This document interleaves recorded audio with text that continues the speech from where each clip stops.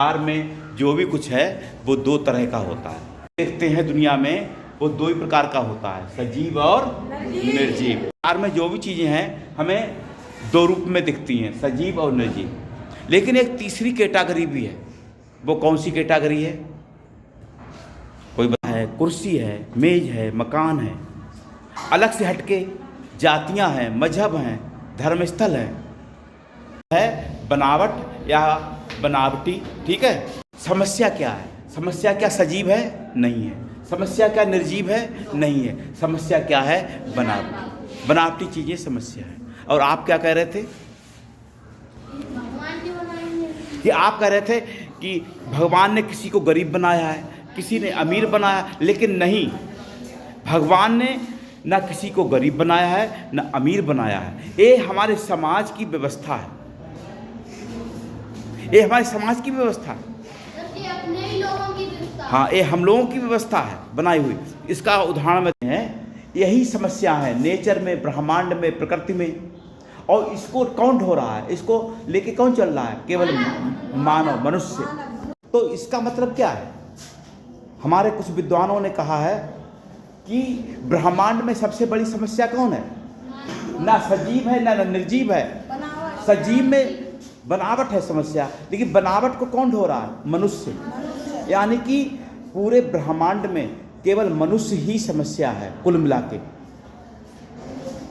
लेकिन मनुष्य समस्या तो है, लेकिन 1% ऐसे लोग हैं जो अच्छी बात करते हैं, जो समाधान, उनके पास समाधान भी है। और हर वर्तमान में कुछ महापुरुष आते हैं, अच्छे लोग आते हैं, लेकिन ये दुनिया उनकी सुनती नहीं है। हर वर्तमान में एक महापुरुष, कुछ महापुरुष उपस्थित होते हैं, लेकिन हम लोग उनकी सुनते नहीं। अब ईसा मसीह आए, ईसा मसीह को डकैत थोड़ी थे, कोई अपराधी नहीं थे, लेकिन तब भी उनको सूली में लटका दिया। सुकरात कोई अपराधी थोड़ी थे,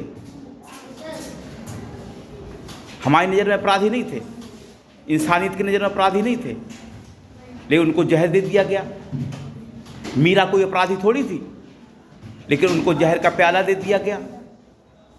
और अब भी लोग अच्छी, समाज में, मोहल्ले में, गांव में, सब जगह कुछ अच्छी बात करने वाले होते हैं तो लोग कहते हैं अरे ये तो सनकी है, ये पागल है। मानव समस्या है, क्योंकि मानव ही बनावटों को ढो रहा है। हमारे महापुरुष आए, महापुरुषों ने तो अच्छी अच्छी बातें कही, अच्छे संदेश दिए, लेकिन उनको ताक में रख के उनकी पूजा अर्चना करने लगे, उनके संदेशों पर नहीं चले। अब मोहम्मद साहब को ही ले लो, उन जैसा कोई सहनशील व्यक्ति मिलेगा? उन जैसा, वो रास्ते में, जिस रास्ते पे जाते थे उस रास्ते पे एक दुष्ट महिला रहती थी, वो उनके ऊपर कूड़ा डालती थी। वो कहानी आपने सुनी है। उन्हें कोई बात नहीं, उसे मौज है, उसे खुशी प्राप्त हो रही तो खुश होने दे, वो अपने चले जाते थे। बात सुना होगा आपने। फिर कुछ दिनों बाद देखा, एक दिन उसको बुखार आ गया, बीमार हो गई, उसने कूड़ा डाला ही नहीं। मोहम्मद साहब देखने गए तो बीमार थी, बुखार था, उसे कोई पानी पिलाने वाला नहीं, उसे कोई दवाई देने वाला नहीं, कि मोहम्मद साहब ने खुद उसकी सेवा करी। तो जो महापुरुष होता है वो महान होता है। वो उसे किसी जाके, अब ऐसे कि एक हमने हमारी किताब आई, गोडसे का अफसोस। गोडसे ने गांधी को मारा, लेकिन हमने उसमें दिखाया है कि गोडसे गांधी को समझ नहीं पाते हैं, समझते हैं तो देर हो जाती है। तो उसी में हमने गोडसे की आत्मा दिखाई, उससे हम बात कर रहे हैं। तो उसमें दिखाया है हमने कि गांधी अपने, कुछ लोग समाज में होते वो अच्छे होते हैं, लेकिन उनको हम समझ नहीं पाते हैं। जे भी हमारे। जैसे कि एक परिवार में 4 लड़के हों, ठीक है, चारों आपस में लड़ते हों, माता पिता कहना नहीं मानते हों, तो क्या कंडीशन होगी माता पिता की? ठीक है, चलो कोई लड़ता है, मान लो 2 भाई हैं, आपस में लड़ने लगे, अरे नहीं हम सेब खाएंगे, हम तो पूरा सेब खाएंगे, नहीं हम तो अब डैडी कह रहे हैं कि आधा सेब बांट खा लो। अब बच्चा कह दे, दूसरा कह दे अच्छा चलो तुम तो पूरा ही खा लो, अब पूरा खा लो, तो ठीक है। अब ऐसे देश के मामले में था, देश में लोग आपस में लड़ रहे थे, हिंदू मुसलमान, जिन्ना ने कह दिया कि हमें पाकिस्तान चाहिए, सबने विरोध किया कि देश का बंटवारा नहीं होना चाहिए, सब लोग मिलजुल के रहो। बाप को यही लगता है, जब बाप को कोई मकान होता है, ठीक है, कोई संपत्ति होती है, तो क्या होता है, तो अब वो बच्चे बड़े हो जाते हैं, उनके बहुएं आ जाती हैं, अब वो बंटवारा करने लगते हैं। तो ये तो माता पिता को पता होता कितना दुख होता है। माता पिता ने एक ईंट जोड़ के खून पसीना अपना लगा के वो चीज़ बनाई होती है। और यही चीज़ गांधी के संग हुआ। गांधी जी राष्ट्रपिता कहलाए, सुभाष चंद्र बोस ने राष्ट्रपिता कहा। वो इसीलिए कहा कि पूरे अंग्रेजों के खिलाफ पूरे देश में माहौल महात्मा गांधी ने बनाया था। पहले छोटे छोटे लोग थे, लड़ते थे अंग्रेजों से, कटरा में लड़ रहे हैं, शाहजहाँपुर में लड़ रहे हैं, कहीं कल छुट्टी रही, हाँ, तो शाहजहाँपुर में कहीं कोई तो फुटकर हम लोग लड़ते थे। उसे पूरे देश में उनके अंग्रेजों के खिलाफ पूरा माहौल नहीं बन पाता था। गांधी जी आए, उन्हें पूरे देश में जाके पूरा अंग्रेजों के खिलाफ अभियान चला दिया। लेकिन उन्हें दुख हुआ जब देश का बंटवारा, आज़ादी मिलना शुरू हुई, तो क्या हुआ, उन्हें कि हम अलग रहेंगे। जिन्ना ने कह दिया कि हम अलग रहेंगे, नेहरू ने कह दिया हम अलग प्रधानमंत्री बनेंगे, तो उनको दिक्कत हुई। गोडसे ने समझा कि ये देश का बंटवारा तो गांधी करवा रहे हैं, लेकिन गांधी दिल की सुनी नहीं।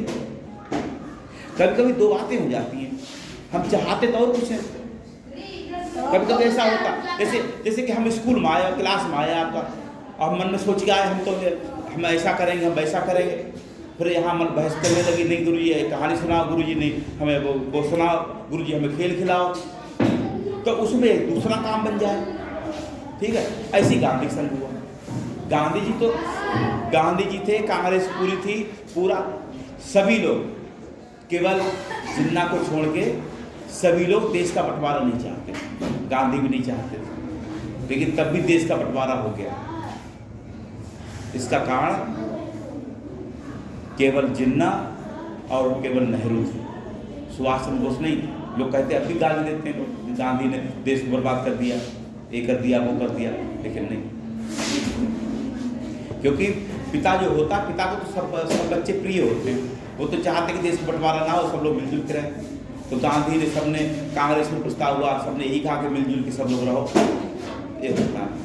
तो ये सब बनावटें मनुष्य ने पैदा की, और इसीलिए लड़ाई है। दुनिया में अशांति क्यों है? और एक बात है, कोई बड़ा नहीं है। आजकल जो नेता हैं, बड़े बड़े अफसर हैं, दुनिया आप देख रहे हो, सीरिया, इजराइल, रूस, यूक्रेन, पूरा आधी दुनिया लड़ाई में व्यस्त है। हाँ, लड़ाई हो रही, विश्व युद्ध चल रहा है इस समय। तो बड़े लोग, यानी कि बड़े लोग ऐसे ही हैं, इसीलिए होते हैं कि वो युद्ध में झोंक दे दुनिया। हाँ, मिलके ये नहीं कह सकते कि हाँ चलो हंसी खुशी रहो, मिलजुल के रहो। हाँ, तो इसीलिए और मानव समस्या है, क्योंकि मानव ही बनावटों को ढो रहा है। हमारे महापुरुष आए, महापुरुषों ने तो अच्छी अच्छी बातें कही, अच्छे संदेश दिए, लेकिन उनको ताक में रख के उनकी पूजा अर्चना करने लगे, उनके संदेशों पे नहीं चले। अब मोहम्मद साहब को ही ले लो, उन जैसा कोई सहनशील व्यक्ति मिलेगा? उन जैसा वो रास्ते में, जिस रास्ते पे जाते थे, उस रास्ते पे एक दुष्ट महिला रहती थी, वो उनके ऊपर कूड़ा डालती थी। वो कहानी आपने सुनी है।